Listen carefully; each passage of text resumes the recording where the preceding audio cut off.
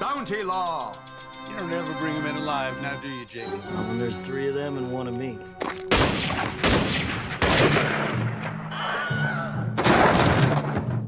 Spéculation by SoFilm, épisode 23.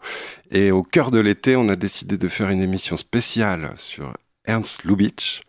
Non pas en raison d'une actualité nationale, mais en raison d'une actualité locale, puisque nous sortons tout juste d'un événement que nous avons appelé à l'Eldorado 24 heures Lubitsch. C'est-à-dire que nous avons passé du vendredi soir au samedi soir 24 heures en fréquentant 3 films de Lubitsch et en écoutant Emmanuel Burdeau, ici présent évidemment, discourir et analyser les films de Lubitsch.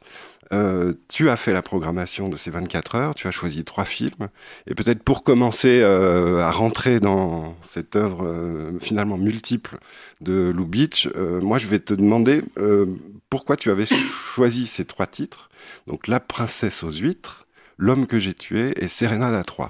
Ouais, alors, bon, effectivement, il n'y a pas d'actualité Lubitsch particulière, il n'y a même pas de ressortie, de rétrospective, mais bon, Lubitsch, c'est quand même un des... Bon, on peut dire, comme grossièrement, sans doute un des 10 cinéastes les plus importants de l'histoire du cinéma, donc on n'a pas besoin de prétexte pour en parler. Bon, sauf que là, il se trouve qu'on en a un, puisqu'on a fait ces 24 heures Lubitsch. Effectivement, 3 films. Alors, dans l'ordre de leur passage, Sérénade à 3, qui est donc une comédie américaine de 1932, sans doute un de ses films les plus connus, avec Gary Cooper, Miriam Hopkins et Frédéric March. La princesse aux huîtres, qui est un film muet, donc film allemand, 1918-1919, qui est présenté au générique comme un comédie grotesque ou drame grotesque en 4 actes, et puis un film à part, tout à fait à part, je pense quand même connu des Lubitchiens, mais très à part dans la filmographie, en vérité extrêmement abondante, et beaucoup plus abondante et riche qu'on croit d'Ernst Lubitsch, qui est donc L'homme que j'ai tué, The Man I Killed en anglais, ou Broken Lullaby, il y a 2 titres. Film tout à fait à part parce que de tous les films parlants que Lubitsch a réalisés, c'est le seul à ne pas être une comédie. Voilà. Donc moi j'avais envie, de quoi j'avais envie en faisant ces 24 heures. D'abord j'avais envie de partager Lubitsch parce que c'est vraiment un cinéaste que j'adore. Quand j'ai fait le livre sur Billy Wilder, à la fin du premier chapitre, j'explique qu'en fait, si j'ai fait le livre sur Billy Wilder, c'est parce que mon rêve, ce serait de faire un livre sur Lubitsch, et que Lubitsch, c'est trop fort, c'est trop bien, c'est trop parfait, et que c'était plus facile, d'une certaine manière, de prendre son disciple, qui est de plus accessible, quoi, que j'adore aussi. Bon, voilà. Pour moi, Lubitsch, c'est vraiment un monstre. Mais je voulais montrer que il y a pas simplement le Lubitsch qu'on connaît, et qui est un peu... Bon, qui est devenu un peu une image d'Épinal, la Lubitsch Touch, les comédies sophistiquées, le plaisir, tout ça, enfin, tous ces commentaires, parfois un peu à la con sur l'amoureux du plaisir, l'amoureux de la vie, enfin, ce truc. Mais qui sont pas faux. Qui sont pas faux, mais bon, voilà, enfin, on en parlait tous les deux encore récemment, cette espèce de manière d'utiliser le cinéma maintenant pour faire un peu du développement personnel ou de la morale. Bon, bref, nous fatigue, me fatigue, te fatigue, nous fatigue. Donc, je voulais évidemment vous montrer un film qui appartient à ce Lubitsch-là, parce qu'il est quand même central, hein, le Lubitsch américain. En fait, il y a déjà 2 Lubitsch américains, puisque Lubitsch, qui naît dans les années 1890, quitte l'Allemagne, dont il était le réalisateur, un des réalisateurs le plus important, sinon le plus important commercialement, industriellement, est débauché par Mary Pickford et la Paramount en 1923-24, donc va quand même réaliser quelques films muets aux États-Unis avant de passer au parlant auquel il semble qu'il soit passé très facilement. Il a eu aucun problème d'adaptation. Et donc, en 1932, il y a Sérénade à 3 qui fait partie de ces grandes comédies, avec Haute Pègre, avec La 8e femme de Barbe Bleue, avec quelques autres. Bon, on a voulu ouvrir par là parce que on ouvre en ouvrant, quoi. Voilà.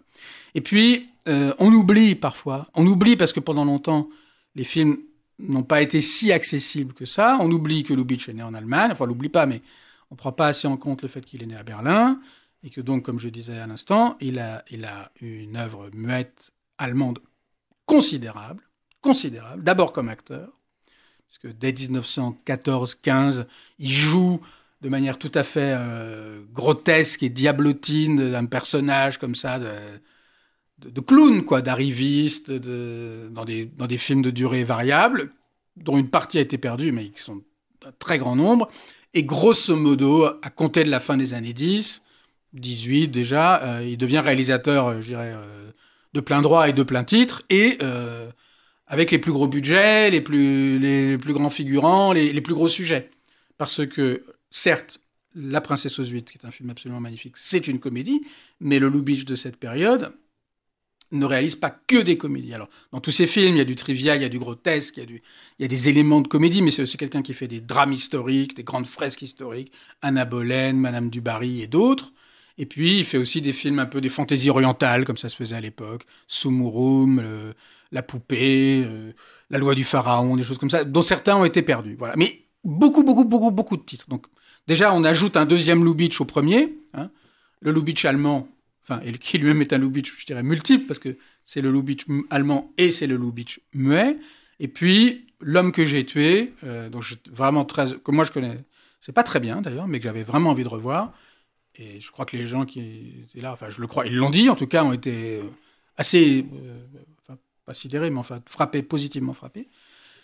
Parce que non seulement ça n'est pas une comédie, même s'il y a des petits éléments de satire sociale, quelques-uns, mais c'est vraiment pas une comédie, c'est un mélodrame, un peu à la manière dont McCarey fait un des plus sublimes mélodrames de l'histoire du cinéma quand il fait Make Way for Tomorrow, Place aux jeunes, un peu plus tard. C'est vraiment un mélodrame, et c'est un mélodrame. Alors, que peut-être on connaît un peu, parce que François Ozon, on a donné une sorte de remake il y a quelques années avec Franz, qui raconte, je peux le raconter comme ça, je pense qu'il n'y a pas de problème, qui raconte l'histoire. Ça se passe juste après la Première Guerre mondiale, ça se passe d'abord à Paris, puis ensuite en Allemagne, et c'est un soldat français qui va se rendre d'abord sur la tombe, puis dans la famille le soldat allemand qui l'a tué, l'homme que j'ai tué, qui l'a tué, non pas du tout par inadvertance, mais qui l'a tué parce que c'est la guerre. Voilà.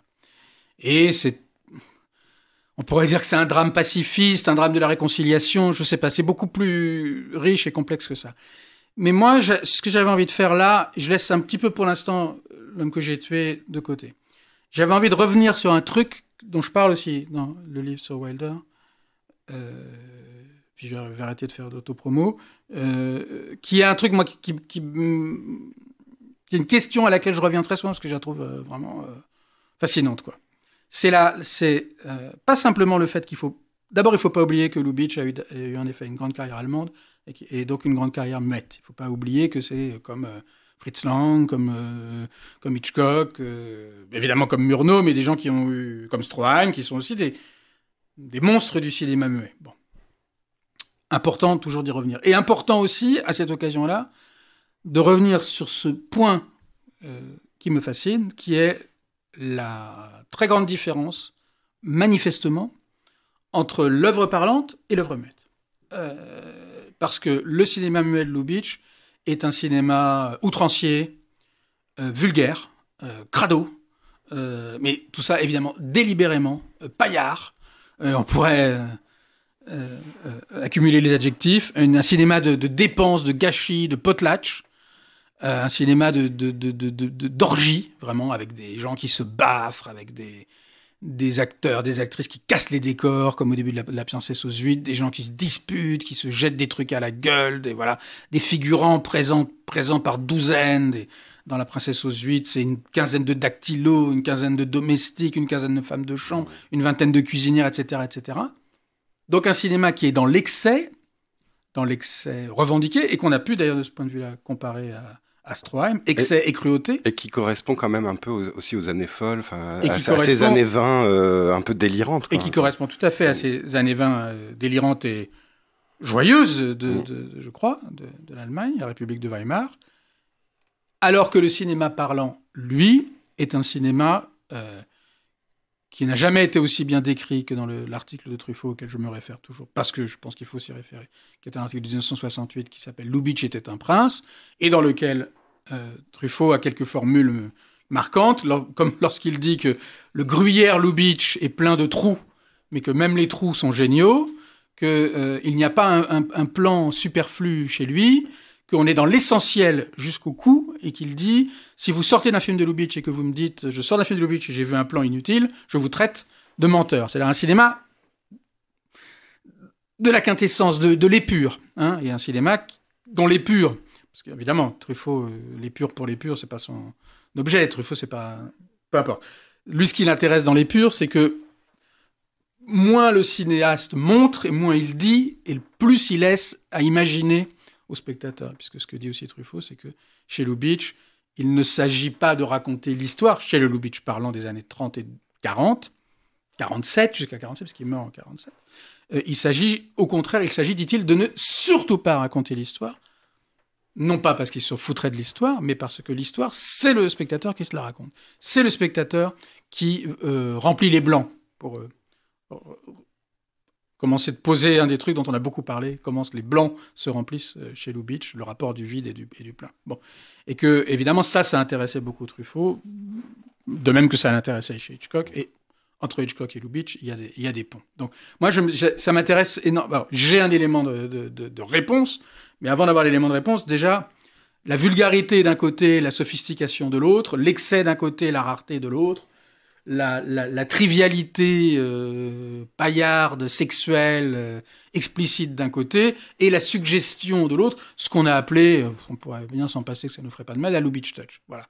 Donc je voulais ouvrir ce truc là-dedans, avec au centre, si je puis dire, encore une troisième ou une ligne de fuite avec ce mélo absolument magnifique, qui est l'homme que j'ai tué. Une des premières remarques d'un spectateur, ça a été de rappeler le métier du père de Lubitsch, qui était tailleur, et qui vient d'un milieu commerçant. Parce que effectivement, il est assez frappant de voir que dans beaucoup de films, et plus parfois dans certains, mais que le commerce, l'échange de biens est très très important. Ouais. Et déjà dans son œuvre muette. Alors, là, on n'a pas fait pour l'instant d'épisodes comme celui-là, donc j'espère que ça va intéresser tout le monde. Moi, c'est vrai que j'ai beaucoup aimé ces 24 heures, parce que c'est un cinéaste que je connais très très bien, parce que je l'adore. Et puis, quand j'ai travaillé sur Wilder, j'ai revu une partie des films de Lubitsch, parce que ce qui m'intéressait, c'était quand même le passage de l'un à l'autre. Et au cours de ces 24 heures, on a discuté avec les spectateurs qui étaient là, et moi, ça m'a aidé aussi à remettre les choses à travailler, quoi. Et effectivement, cette question, je la trouve très intéressante, et je pense que l'échange qui a suivi, il était aussi. Parce que pour moi, Lubitsch, c'est quand même un cinéaste le cinéma de Lubitsch, c'est avant tout un certain type d'économie, même si c'est pas la même économie dans le parlant. Mais avant d'entrer peut-être dans la description de l'économie, disons, esthétique, mais qui est aussi une économie tout court, effectivement, il y a un rapport particulier chez Lubitsch au commerce, littéralement. Évidemment, il y a un rapport particulier au commerce charnel, au commerce sexuel, au commerce des désirs, mais effectivement, il est d'une famille de tailleurs. Son père, semble-t-il, passait peu de temps à la boutique, et plus de temps, comme je l'ai rappelé, au café, dans un des fameux cafés berlinois où il lisait le journal, sauf qu'il tenait le journal à l'envers. Donc on n'a jamais su s'il savait lire ou pas. C'est son père qui a servi de modèle pour le personnage, je pense que c'est un film que beaucoup de gens connaissent, qui est le personnage du grand-père, joué par Charles Coburn, enfin du patriarche, joué par Charles Coburn dans Le ciel peut attendre, tout à fait jouisseur, amateur de jeunes danseuses, etc. etc. Et effectivement, dans un bon nombre de films de Lubitsch, la question de le commerce, la boutique est au centre. Alors évidemment, Shop Around the Corner, très mal traduit en français par Rendez-vous, qui est une sorte de film d'évocation, on pourrait penser à un film de 1939, évocation qu'on pourrait penser un peu nostalgique d'un monde... Oui, d'un monde commercial, familial, bienveillant, agréable, même si les employés se tirent un petit peu la bourre. Dans Serenade 3, il y a toute une satire, très cruelle, je sais pas, mais il y a toute une satire, en effet. Pas simplement de la publicité représentée par Max Plunkett, interprété par le génial Edward Everett Horton, mais aussi plus tard, lorsque il épouse Muriel Hopkins, il y a toute une satire Lorsque le film se déplace de Paris vers les États-Unis, il y a toute une satire à gros traits, à boulet rouge, mais qui se comprend très bien sur les parvenus américains, quoi, voilà, et comment ce Max Plunkett doit servir la soupe au roi du ciment. Le mot est beaucoup répété, et son nom à lui, Egelbauer, est peut-être répété 25 fois en 4 minutes de film. Dans La princesse aux huîtres, la princesse aux huîtres, c'est la fille du roi des huîtres, quoi. Donc voilà. Donc il y a toujours effectivement alors le travail le travail lui-même est assez peu filmé chez Lubitsch, voire pas filmé du tout. les héros de ces films sont en général des oisifs, enfin en tout cas les héros des films américains. D'ailleurs, dans Le ciel peut attendre, que j'ai revu en partie là, samedi soir après les 24 heures, parce que ça m'a donné envie, il y a un moment, le personnage d'enfant gâté joué par Don Ameche qui dit « il faut vraiment que je change, que je m'assagisse, tout. Je suis quasiment prêt à envisager de travailler. » au point, voilà. Donc c'est en général des gens qui ne travaillent pas. En revanche, la transition est facile, ça travaille à l'écran, parce que chez Lubitsch, c'est toujours la question de qu'est-ce qui s'échange. Voilà. Et ce qui est très frappant, c'est pour ça que moi je parle évidemment d'économie, c'est que dans le muet, ce qui s'échange est matériel. C'est de l'argent, c'est des corps qu'on manutentionne, c'est des objets qu'on se balance à la figure. Quand je dis que c'est de l'argent, c'est parce que on s'est arrêté en parlant de La princesse aux huîtres à un moment que moi j'aime énormément, où l'un des personnages principaux, qui est une espèce de vaurien, enfin c'est un peu tous des vauriens, quoi, un étudiant attardé, disons, ouais, il vit dans une mansarde, et puis il a 4-5 amis qui viennent le voir pour aller faire la bamboche avec lui, et puis, sauf qu'il n'a pas d'argent, donc il demande à un de ses amis, dit, tu veux pas me prêter un peu, puis lequel demande à l'ami de gauche, lequel demande à l'ami de droite, etc., etc., et puis c'est le dernier ami de la file qui accepte de passer les billets, sauf que les billets passent de main en main, et qu'à chaque fois qu'ils passent d'une main à une autre, il y en a un qui prélève, quoi. Voilà. Donc il y a toujours cette idée que la circulation, en tout cas du côté au temps du muet, c'est un travail, dans le sens où elle s'use, parfois elle produit une plus-value, mais parfois aussi, à l'arrivée, elle n'est pas ce qu'elle était au départ. Bon. Et dans les parlants, il me semble que la circulation, elle est tout aussi essentielle, sauf que, et encore une fois, moi ça m'intéresse énormément, sauf que les films parlants de Lubitsch sont des films qui sont très immatériels, c'est-à-dire qu'on n'a plus du tout les décors surchargés du muet, et surchargés du muet, vraiment.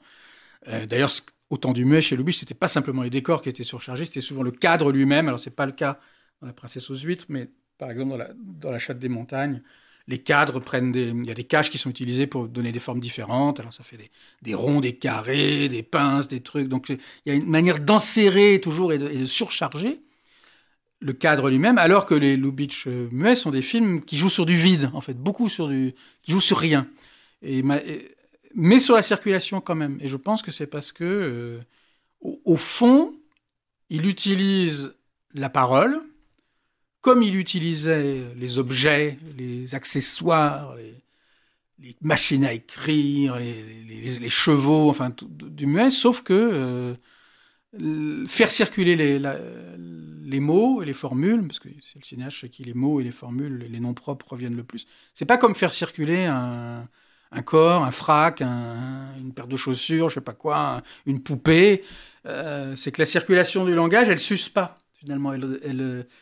Donc on est dans un autre type d'économie qui du coup, où l'énergie, le rapport des énergies, la fatigue, la dépense est plus la même. Il n'y a plus de dépense d'une certaine façon. Il traite la parole comme une monnaie, sauf que c'est une monnaie qui se démonétise pas, quoi. Alors, il suffit de penser à la façon dont il utilise les deux mots, les deux noms propres qui forment la marque de dessous. Kaplan et Maguire, qui est un peu au centre, si on peut dire. Enfin, dont il est question dans Serenada 3, c'est un mot qui revient à de très nombreuses reprises et qui finit par avoir une valeur en soi, ou qui finit par avoir plusieurs valeurs possibles selon la personne qui le prononce, jusqu'à des moments que je préfère, où les deux personnages principaux, Frédéric, l'un qui est dramaturge et l'autre qui est peintre, ont été abandonnés par la femme qu'ils aiment tous les deux, Miriam Hopkins, Gilda, et ils se retrouvent donc tout seuls, ils décident de se bourrer la gueule pour l'oublier, en se disant l'un à l'autre que c'est le choix le plus raisonnable, et décident quand même de porter un toast, parce qu'on ne boit pas sans porter de toast, mais ils ne savent pas à quoi porter un toast. Donc il y en a un qui propose à l'autre, qui dit, bon bah écoute, on va boire à rien. Moi j'aime bien ce moment, parce que c'était comme si Lubitsch disait, bon voilà, maintenant je fais vraiment des films sur rien, quoi, sur rien. Et l'autre il dit, ah non, quand même, on va pas jusque-là. Donc ça, c'est comme si Lubitsch disait, non, moi je suis pas quand même un artiste abstrait, je suis pas Beckett, parce que moi ça me fait parfois penser à Beckett, vraiment dans la réduction au maximum. Il dit non, on va pas boire à rien, ça ne se fait pas, c'est peut-être, je sais pas, c'est trop pathétique, c'est peut-être trop évident pour le spectateur, mais il dit on va boire à Kaplan and Maguire. qui sont donc ces deux. Et l'autre lui dit, ah non, on va pas boire à Kaplan et Maguire. Il y a toujours, on assiste en direct au travail d'une certaine manière. Il dit, on va boire à Kaplan d'abord et à Maguire ensuite. On va prendre notre temps. Et donc, il porte un premier toast à l'un et un deuxième toast à l'autre. Et bon, voilà. Donc, il y a cette division, ou cette, je sais pas comment. Ouais. Et tu parlais aussi dans division de la circulation qui me. Et dans l'échange de paroles aussi, tu développes aussi sur la politesse, sur les échanges de politesse. Oui, alors je suis bien content qu'on y revienne parce que en l'occurrence, je suis pas forcément ravi de ce que j'ai dit à cette occasion-là, et je voudrais pas non plus que cet épisode soit inaudible pour ceux qui n'étaient pas là, mais en même temps, si on est un peu fidèle à ce podcast, ce que j'espère, on se rappelle peut-être que c'est une question qu'on a développée, j'allais dire abordée, mais en vérité quand même, développée lorsqu'on a parlé d'Hitchcock. Donc c'était maintenant il y a 6 mois. Et comment chez Hitchcock, tout repose quand même sur que s'il n'y avait pas les usages sociaux qui font qu'on se comporte de telle ou telle manière, ce cinéma ne tiendrait pas. S'il n'y avait pas le fait que parfois il est plus menaçant de ne pas... Il est plus inconcevable de ne pas céder la priorité à quelqu'un qui veut entrer dans une pièce, plus inconcevable de faire ça, que d'une certaine manière que d'être poursuivi par un tueur. Bon, le cinéma tiendrait pas. Et chez Lubitsch, c'est la même chose. Ce qui m'a beaucoup, ce qui me frappe aussi beaucoup, et il en a été question parce que parmi les extraits que j'ai montrés, on a revu le début vraiment éblouissant de Haute Pègre. Trouble in Paradise, qui est quasiment contemporain de Sayonara 3, qui est un autre de ses grands films, et qui se passe à Venise, et où deux nobles, dont on va vite comprendre qu'ils ne sont pas nobles, mais qui sont d'autres formes, d'autres vauriens, un homme, c'est Herbert Marshall, si je ne dis pas de bêtises, et toujours Miriam Hopkins, dînent l'un avec l'autre, un dîner galant, où ils commencent par se donner, faire assaut de politesse en disant j'ai rencontré la comtesse, machin, avant de comprendre qu'en fait, c'est simplement un voleur qui en rencontre un autre et que si leur rencontre est intéressante, c'est de ce point de vue-là. Mais où alors, j'ai parlé de politesse et en fait, ce week-end, et j'ai parlé aussi, parce que à propos du début de To Be or Not To Be qu'on a regardé aussi, j'ai parlé aussi de vanité. Mais il m'est venu un autre mot là ce week-end. Ce sont des personnages qui sont des personnages en général fats. Il y a beaucoup de fatuité chez Lubitsch. Donc ce sont des personnages qui pourraient être odieux. Parce que la fatuité n'est pas une qualité. C'est-à-dire que c'est des personnages qui sont pleins d'eux-mêmes, qui sont toujours parfaitement polis, mais d'une politesse qui est quand même un peu dégoûtante parce qu'elle dégouline, elle est faite. Elle est un peu obséquieuse, elle est faite d'autosatisfaction, c'est la politesse de ces personnages que Lubitsch peint, à mon avis, de manière tout à fait unique. Justement, des commerçants qui vous tiennent la jambe pour vous vendre un truc, du serveur au restaurant qui veut absolument savoir ce que vous voulez commander, qui à n'importe quelle commande va vous dire que vous avez fait le choix le plus extraordinaire du monde, ou au début, justement, de Haute Pègre, lorsque Herbert Marshall attend Miriam Hopkins, et qui dit au serveur qui va s'occuper du dîner, il lui dit, vous voyez la lune qui est là, j'aimerais la voir. Le serveur lui dit, vous voulez quoi ce soir? Il dit, vous voyez la lune qui est là, j'aimerais la voir dans mon champagne. Et le serveur note sur un papier, Moon in Champagne, qui est quand même absolument génial. C'est-à-dire cette manière de retraduire tout encore une fois, en une formule, en une espèce de mot d'ordre, immédiatement, je dirais, comestible et compréhensible. Alors même qu'on est dans l'absurdité. Avec l'aspect sériel, en plus. Hein, alors, avec un aspect sériel dont on a parlé, effectivement. Mais, alors, je ne sais pas quoi faire exactement, mais ça me frappe beaucoup parce que je pense que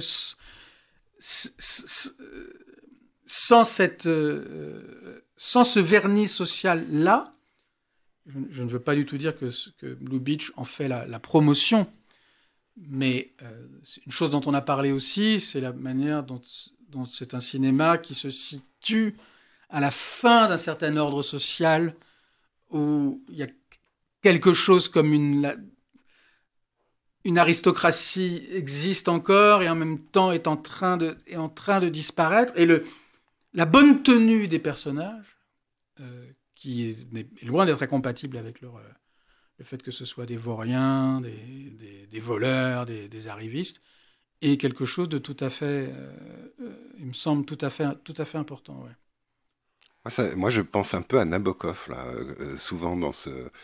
Déjà, ils sont de la même génération, Ouais.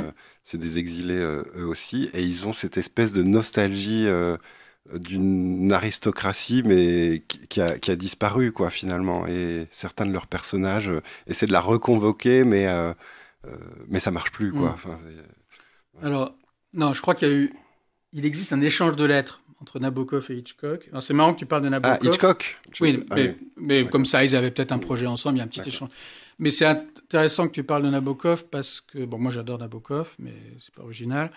Mais parce que lorsque j'ai travaillé sur Wilder et sur le rapport très particulier qu'a Wilder, qui a travaillé avec Lubitsch, hein, mais qu'a Wilder comme scénariste à l'américain, je me suis fait effectivement la remarque que ça me faisait penser un peu à ce que Nabokov faisait lui aussi avec l'américain, c'est-à-dire ce qui arrive à ces gens qui sont des exilés et qui, au bout d'un moment, se disent ok, je vais travailler dans une autre langue et donc il faut que je devienne, il faut que d'une certaine manière, je la parle mieux que les natifs. Mieux la parler, c'est-à-dire que je maîtrise mieux tout ce qu'elle a dit idiomatique, d'automatique et tout ça. Et c'est vrai qu'on retrouve ça aussi chez Lubitsch. Et je pense que ça a à voir aussi, d'une certaine façon, avec l'aristocratie, la politesse, c'est que c'est des gens qui, ils travaillent dans une langue étrangère, donc la langue, ils ont un rapport à la langue qui est forcément un rapport. C'est ce qui devient pour Lubitsch la nouvelle matière, sauf que c'est pas une matière, c'est la langue. Voilà. Et elle est traitée comme une matière. Elle est pas du tout, elle est quasiment jamais traitée par rapport à ce qu'elle dit, mais elle est traitée par rapport à oui, comme un ensemble de mots, comme des formules, comme des slogans. Je disais l'autre jour presque comme des monogrammes. Enfin, là, et elle fait partie de la surface sociale, quoi. Elle est une surface parmi d'autres. Et bon, alors Nabokov, je dirais que c'est un niveau peut-être supérieur, si ça a du sens, parce qu'on sait que Nabokov, il a retraduit. Non seulement il s'est mis à écrire lui-même en anglais, et que Lolita, mais bien avant, Pnine, tout ça, c'est des romans qu'il a écrits lui-même en anglais, mais en plus, il a retraduit ses propres romans du temps où il vivait en Russie. Je ne sais pas exactement quand il est parti. Je crois qu'il est parti au moment de la Révolution, peut-être un peu après. Vite, Ouais. Il les a retraduits lui-même en anglais. Donc c'est encore autre chose. Mais bon, l'autre particularité aussi, bon, j'espère qu'on ne dit pas trop de choses en vrac, c'est que Nabokov, c'est quand même surtout, si on essaie de tenir ce parallèle, après tout, pourquoi pas, parce que c'est quand même deux satiristes, et effectivement deux exilés, et deux très grands artistes. Nabokov, il a surtout décrit l'Amérique de l'après-guerre. Lolita, c'est un très grand livre, de même que Pnine, juste avant, sur l'Amérique Oui, et des d'ailleurs, années 50. Pnine, ça pourrait être tout à fait un personnage Absolument. lubitschien. Hein, Parce que vraiment. Pnine, dans mon souvenir, c'est un professeur un peu plein de lui-même, mais qui est très gaffeur, enfin qui essaye. Voilà. La différence avec Lubitsch, qui est une chose dont on a parlé aussi, c'est que c'est quelqu'un qui, n'a quasiment jamais filmé l'Amérique, les États-Unis. Un seul de ses films s'y déroule intégralement, c'est Le ciel peut attendre. Sinon, il n'y a guère que quelques épisodes, quelques passages de ces films. Le passage américain de Serenade 3, qui est accablant pour la société américaine, et le fric, l'arrivisme, les ronds de jambes qu'on doit faire au capitaine d'industrie. Et puis la fin de La folle ingénue, Cluny Brown, qui est non seulement la fin de ce film, mais la fin de l'œuvre de Lubitsch. Et qui là, pour une fois, les États-Unis, je crois que ça se passe à New York, apparaissent comme un Eldorado, parce que Cluny et Belinsky, joué par Charles Boyer, ont fui cette Angleterre conformiste d'une bêtise crasse pour aller aux États-Unis. Mais sinon, Lubitsch n'a pas filmé les États-Unis, et d'ailleurs, donc on ne saura jamais ce qui se serait passé s'il avait vécu, évidemment, par définition. Il est mort jeune, hein, il avait 55 ans, donc il aurait pu continuer. Et quand il fait Le ciel peut attendre, il filme la fin du 19e siècle. Il y a quelque chose chez lui qui a résisté à la fin du 19e, début du 20e, qui a résisté à montrer au présent le pays qui l'avait accueilli et qu'il avait accueilli les bras ouverts et où je pense dans lequel il était très très heureux. Et en même temps, si on regarde les derniers films de Lubitsch, on voit bien que il est en train, je crois, il est en train de s'interroger de manière un peu perplexe et inquiète sur un changement d'histoire, un changement historique. C'est-à-dire que ce monde de faux aristocrates et vrais jouisseurs, faux aristocrates et vrais voleurs, qu'il avait tellement bien dépeint à travers Melvyn Douglas, qui est un acteur génial, Herbert Marshall, Gary Cooper et d'autres. Ce monde de pur plaisir, disons, on s'aperçoit que dans les derniers films, il est sacrément mis en question. Il est mis en question, évidemment, dans To Be or Not To Be, où il se heurte de plein fouet au nazisme, ce qui est quand même pas rien. Et je dirais même, d'une certaine manière, au nazisme comme apportant avec lui aussi une forme de plaisir, pas du tout parce qu'on serait complaisant avec le nazisme, mais parce que il y a dans le nazisme un carnavalesque, un rapport au costume, un rapport au ridicule, une fatuité, là encore. Et comment? Qui ne peut qu'intéresser Lubitsch. Pas, encore une fois, évidemment, pas par complaisance, mais où il se sent atteint, personnellement. Bon, voilà. C'est quand même ça, là, aussi, To Be or Not To Be. C'est la rencontre de deux ridicules, ou de deux fatuités. La fatuité des acteurs, qui veulent toujours avoir sur le devant de la scène, être reconnus, et la fatuité des nazis, avec l'amour de l'uniforme, etc. Là, bref. Si on regarde Ninotchka, qui est un film qui vient quand même avant, là aussi, il y a un questionnement, puisque...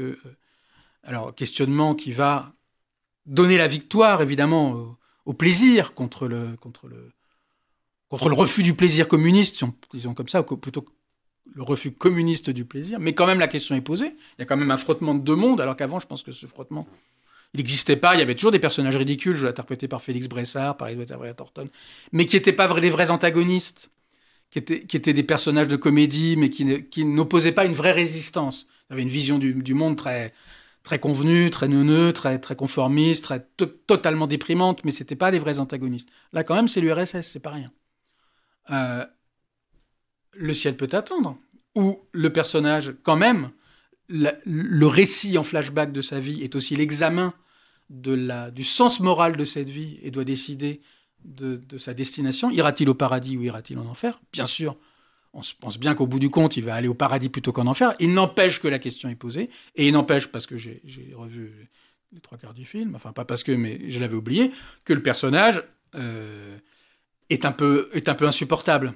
Il est dit lui-même, quand il dit oui, peut-être je vais me mettre un jour à travailler, et puis il dit à sa mère qui lui fait les mamours totales, il lui dit « Je me demande, maman, si tu ne me gâterais pas un petit peu ». Donc c'est vraiment le fils à papa. D'ailleurs, c'est peut-être un des seuls personnages de Lubitsch qui est vraiment peint dans son univers familial. C'est le fils à papa, totalement séducteur, oui, bon vivant, oui, élégant, oui, mais le fils à papa, quoi. Voilà. Et puis, la folle ingénue, avec ce personnage qu'on a évoqué aussi là, au cours de ces 24 heures, parce que c'est un personnage extraordinaire. Belinsky, Adam Belinsky, polonais, je crois, joué par Charles Boyer, qui nous est présenté indifféremment comme étant un résistant au courage exemplaire et qui se cache d'Hitler, ou bien un pur parasite qui vit sur le dos de la haute société anglaise, qu'il le mérite bien. Et on ne le saura jamais, ça, en plus. Et on ne le saura jamais. Oui, c'est un alliage un peu particulier. Et moi, je trouve, là, l'autre soir, quasiment, je me suis dit, mince, ça mériterait... en fait, le dernier Lubitsch, celui qui se dit, putain, ce monde de plaisir que j'ai fantasmé aussi, parce que c'est pas pour rien que les films de Lubitsch, ils se passent souvent en France et tout ça. Côte d'Azur, c'est aussi un monde qu'il connaît peut-être pas si bien, c'est un monde fantasmé, mais quand même entre 39 et 45, 46, parce qu'il est malade, il arrête. Il y a 2 films qu'il peut pas terminer, c'est Preminger qui les termine, Royal Scandal et That Lady in Hermine. Je disais, tiens, il y a presque un corpus à part de qu'est-ce que c'est que Lubitsch quand il sent que quelque chose est en train de lâcher. Parce qu'on en parlait aussi l'autre jour, La folle ingénue est un film d'une très grande amertume sur ce que va être le monde livré aux soi-disant vainqueurs des nazis. C'est-à-dire ces gens qui ont tellement pensé tout le temps qu'ils étaient dans leur bon droit qu'en fait ils n'ont rien vu, ils n'ont pas compris que quelque chose, qu'une aile vraiment, ils ont même pas senti le vent du boulet, quoi, d'une certaine façon. Oui, mais qui est tout aussi cruel et sur la société compassée anglaise, par exemple. Il y a quelque chose. C'est ça dont je parle. Ouais. C'est justement cette société compassée qui. Oui, mais qui vient d'un autre temps. Enfin, je veux dire, c'est qui est. Oui, qui est alors elle antérieur, vient d'un quoi. autre temps, c'est vrai, mais Lubitsch est quand même en train de nous dire qu'elle va peut-être, elle vient d'un autre temps, mais peut-être à ce moment-là, elle croit que rien ne va changer et qu'elle comprend pas que les choses vont changer. Alors, la prolongation de ça, il me semble, elle est chez Wilder, justement. C'est-à-dire, c'est quoi l'Amérique d'après-guerre et c'est quoi l'Europe d'après-guerre. Mais ça, on peut le laisser. Elle est aussi chez Mankiewicz, qui est un des, et elle est chez Preminger, parce que si on considère que ce sont vraiment les trois disciples. Et ce que moi, j'ai très intéressant, si on parle un instant de Mankiewicz et de ces personnages très fats, très pleins d'eux-mêmes, qui sont délicieux à regarder, mais qu'on imagine totalement insupportables à fréquenter. Et ben, ce qui est très intéressant, c'est que Mankiewicz, il a fait vraiment un film là-dessus, qui est ce film qui s'appelle en français Mariage à Boston, mais en anglais The Late George Apley, et qui met en scène, joué par Ronald Colman, un chef de famille, et c'est-à-dire ce personnage totalement compassé, totalement convaincu que le monde se réduit à 4 pâtés de maison à Boston et que tout ce qui est au-delà, c'est vraiment la sauvagerie pure, et donc qui est totalement pris, et ça passe en début du XXe siècle, totalement dans une espèce d'univers tout petit. Il est au centre, c'est lui le personnage principal. Alors que chez Lubitsch, c'était pas le cas. Quand je dis qu'il y avait certes, les voleurs pouvaient avoir cette fatuité, mais elle était autre chose. Ils avaient aussi la classe, l'élégance, voilà. Là, c'est comme si, d'une certaine façon, le pharmacien de La Folle Ingénue devenait le personnage principal. Ou c'est comme si le publicitaire de Serenana 3, Max Plunkett, devenait le personnage principal. Et ça, je trouve, c'est très, très, très, très, très intéressant, parce qu'il y a un truc de diagnostic historique, peut-être. Alors, encore une fois, le film se passe au début du XXe siècle, donc c'est pas sur l'après-guerre, mais de ces gens qui ne veulent pas voir l'histoire, quoi, et qui passent leur vie à plastronner. Alors, dans Un mariage à Boston de Late George Apley, il va quand même prendre quelques coups, ce type, parce qu'il ne comprend pas que New York, c'est pas forcément la barbarie, qu'on peut faire Boston-New York, que peut-être sa fille peut épouser un type qui ne sort pas de Harvard, que peut-être son fils peut fréquenter une fille qui n'est pas, je sais pas, du pâté d'en face. Donc il va un peu, comment dire, ravaler son orgueil, mais pas trop quand même. Et moi j'aime énormément D'abord, je trouve que c'est affreux, bien sûr, que Lubitsch soit mort si tôt d'une crise cardiaque, semble-t-il la 3e, et semble-t-il dans les bras d'une prostituée. Mais c'est en même temps passionnant de se dire, ok, donc il s'arrête lui juste à la fin de la guerre. Et donc c'est aux autres, et pas n'importe lesquels, si on dit qu'il y en a 3, Wilder, et en plus ils sont très différents, Wilder, Preminger, Mankiewicz, si on considère que c'est les 3 pour qui Lubitsch était la référence principale, ça va être aux autres de poursuivre le travail, et en particulier, pas seulement, hein, et en particulier, notamment de décrire, voilà, qu'est-ce que c'est que la société de l'après-guerre. Et ouais, bon, je ne veux pas m'attarder sur Wilder, mais ce qu'a fait Wilder côté américain tantôt et côté allemand tantôt aussi est absolument passionnant. La grande cruauté avec laquelle il a décrit ce qu'il arrive en Allemagne, et notamment une Allemagne américanisée après la guerre, est quelque chose je trouve très, très, très, très fort. Avec notamment 1, 2, 3, qui est une sorte de remake ou de suite de Ninotchka. Enfin, il y a des correspondances, à la fois de Ninotchka et To Be Not To Be, il y a des correspondances très... Alors, en ouvrant l'émission, je reviens à Lubitsch. Oui, pardon. Tu évoquais les trous, le fameux mot de Truffaut, et tu nous as parlé en salle des points de suspension, enfin de ces trous que le spectateur est amené à combler. Alors c'est une idée assez complexe, mais est-ce que tu pourrais essayer de la développer un peu là? Il y a plusieurs manières de le comprendre. Je dirais qu'il y a une manière qui, moi, j'aime pas tellement, qui est de dire, Lubitsch avait affaire à la censure, donc il ne pouvait que suggérer, donc c'était au spectateur de tirer ses conclusions, que les deux personnages passaient la nuit ensemble, que lorsque tel mot était prononcé, il avait une signification sexuelle, etc. Moi, j'aime pas tellement parce que c'est comme c'est prendre les choses par la négative d'une certaine façon. Alors que je dirais un cinéaste, si je puis dire les choses de manière aussi générale, il est fort parce qu'il fait, et même quand il y a des trous, il est fort parce qu'il fait plutôt que parce qu'il ne fait pas et retient. Bon, bref. ça c'est pas comme ça que l'entend Truffaut. Lui, il l'entend à travers le jeu avec le spectateur, qui est très présent dans ses films, à lui aussi, Truffaut. C'est-à-dire comment le spectateur fait le film, en fait. Et ça n'a absolument rien à voir avec la censure, ça a à voir avec le plaisir de la participation. Je crois que c'est aussi, à un moment, Truffaut dit le spectateur n'est pas en plus, il est avec le film. Donc évidemment, ça rend l'expérience du film absolument passionnante. Bon. Mais moi, je pensais aussi à autre chose, je pensais à tous ces moments, et ça nous ramène peut-être à cette politesse dont j'ai toujours un peu de mal à bien parler, il me semble, qui est tous ces moments chez Lubitsch où quelqu'un dit quelque chose parce qu'il ne peut pas s'empêcher de le dire. Parce qu'il pense que c'est la chose à dire et puis il se ravise. Les fameux effets de double take. Bon, au début de To Be or Not To Be, il est question de faire une blague sur Hitler. Il y a un soldat allemand qui, croyant bien faire, va donner le fin mot de la blague sans se rendre compte qu'en disant ça, il dit du mal du Führer, donc il est très très très très mal. Voilà. Donc il y a toujours cette volonté de bien faire dont on sait qu'elle est... L'enfer est pavé de bonnes intentions. Quoi. Voilà, vraiment, Lubitsch, il y a ça. Donc, et au début de To Be or Not To Be, c'est sans cesse ça. C'est-à-dire que c'est quelqu'un qui se précipite pour quelque chose et puis après qui s'aperçoit qui vient combler un blanc par on ne sait pas pourquoi, parce que par peur du vide ou par envie de marquer un point aussi. Bon, voilà. Et là, il y a ce moment est génial parce que tout le début est génial parce que lui, ce soldat voulant bien faire, donne le fin mot de la blague et puis ensuite son supérieur lui dit ah oui t'as raison, puis il s'aperçoit que quand même le mec a dit quelque chose qu'il ne devait pas dire puisqu'il est ironique à l'égard d'Hitler. Donc le soldat se met à bafouiller une explication qui évidemment ne peut pas être convaincante, et dans sa confusion, il vient là aussi combler les points de suspension en se rabattant sur la solution la plus simple, qui est de faire le salut hitlérien. On est toujours chez Lubitsch, c'est-à-dire qu'on a une formule et on la fait servir à tout. Et le salut hitlérien, parce que ça fonctionne beaucoup chez lui par des mécanismes comme ça d'appel irrésistible, quoi. Une chose en appelle une autre de manière...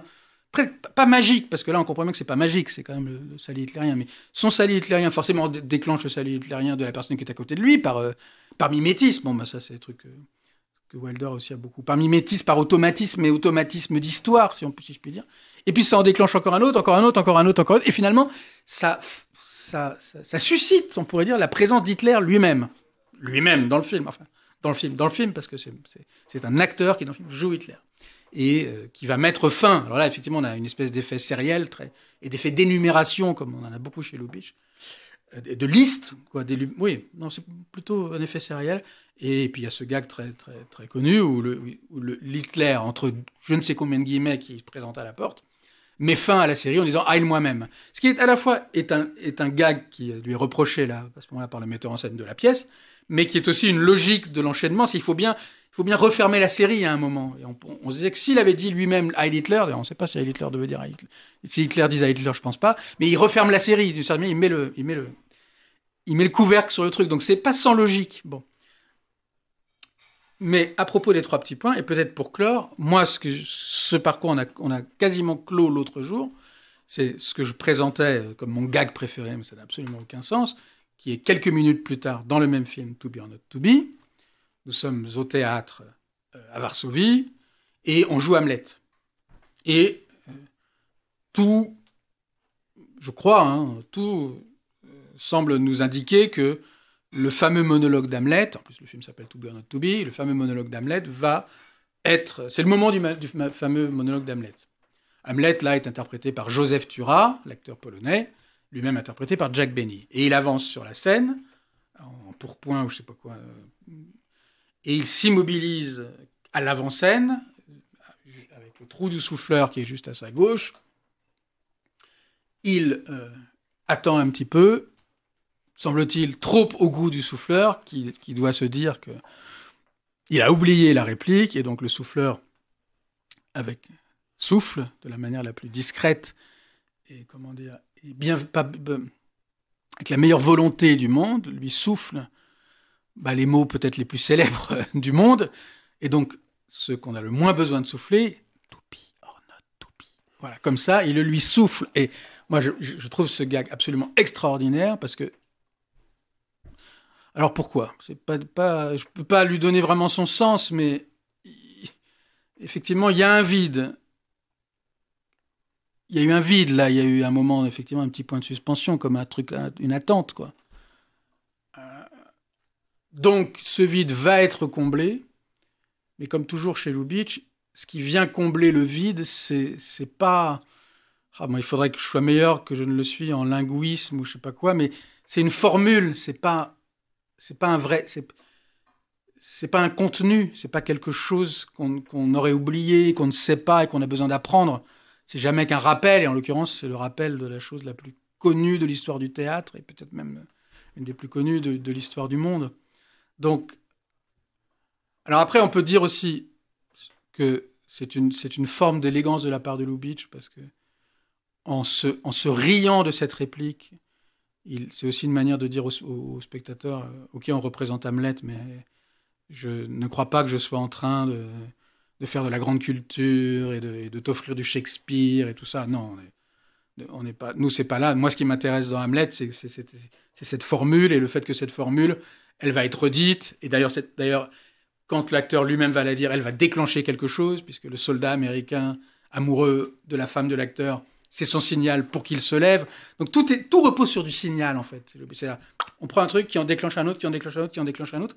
Et très vite, on s'aperçoit que tout peut servir à tout. Voilà. Qu'au fond, quelque part, il n'y a pas de différence entre dire to be or not to be et McClellan et Maguire ou autre chose, ou dans Serenade 3, l'aventure de cette phrase, là, l'immoralité c'est marrant, mais ça ne vaut pas la vertu et 3 repas par jour, qui est d'abord une phrase dite par l'un, puis qui devient une réplique d'une pièce, puis qui est répétée par un autre, puis qu'ensuite qu'on retrouve dans voilà. Et il y a un rapport au sens, moi, auquel je suis extrêmement sensible. C'est pour ça que, on pourrait dire, puis on va finir là-dessus, on pourrait dire que dans le Gruyère-Lubitsch, comme disait magnifiquement Truffaut, tous les trous, même les trous sont géniaux, c'est très beau, mais on pourrait dire aussi que dans le Gruyère-Lubitsch, même les pleins sont des trous, en fait, d'une certaine façon. Voilà. C'est-à-dire que la formule, cette espèce de petite bloc de mots, elle a pas de consistance, quoi. Sa seule consistance, c'est qu'elle circule. Et alors, après, je sais pas trop, est-ce qu'on peut dire qu'en circulant, elle crée quelque chose de commun? Est-ce qu'au contraire, quelle est son autonomie? Je sais pas, mais la circulation, ou dans Haute-Pègre, le mot amygdale qui va aussi prendre à chaque fois des significations très très bizarres. Mais cette manière, en tout cas, de traiter les mots comme des objets, comme des objets passe-partout, quoi, comme des relais, avec une forme d'indifférence à ce qu'ils disent. Bon, déjà, de toute façon, je pense que To Be or Not To Be, ça a dû être interprété des milliards de fois différents. Donc ça, c'est... Voilà, je ne sais pas si ça répond à ce que tu disais sur les 3 petits points, mais on sent effectivement... Et c'est aussi c'est marrant parce qu'il y a pas de temps d'attente, ou quand il y a un temps d'attente, il est tout de suite comblé, mais en même temps, ce qui vient le combler est toujours à côté, ou comme au début de Haute-Pègre, où elle dit, celui qu'elle croit, enfin qu'elle fait seulement de prendre pour un noble, elle lui dit, mais au début, quand je vous ai vu pour la première fois, je vous ai pris pour un Américain, ce qui est une insulte dans sa bouche, et lui s'empresse de lui dire merci. Voilà. Bon, merci, quoi. Voilà. Merci Emmanuel, on va s'arrêter là. Et prochain épisode, un autre monument, Marcel Pagnol. Ouais, voilà. Ouais. Quel sophisme. Voilà. À bientôt.